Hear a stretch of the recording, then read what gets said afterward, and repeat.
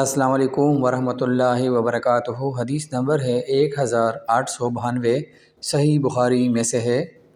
رسول اللہ صلی اللہ علیہ وآلہ وسلم نے یوم عاشوراء کا روزہ رکھا تھا، اور آپ صلی اللہ علیہ وآلہ وسلم نے اس کے رکھنے کا صحابہ رضی اللہ عنہم کو ابتداء اسلام میں حکم دیا تھا۔ جب ماہ رمضان کے روزے فرض ہو گئے تو عاشوراء کا روزہ بطور فرض چھوڑ دیا گیا۔ عبداللہ بن عمر رضی اللہ عنہما عاشوراء کے دن روزہ نہ رکھتے، مگر جب ان کے روزے کا دن ہی یوم عاشوراء آن پڑتا۔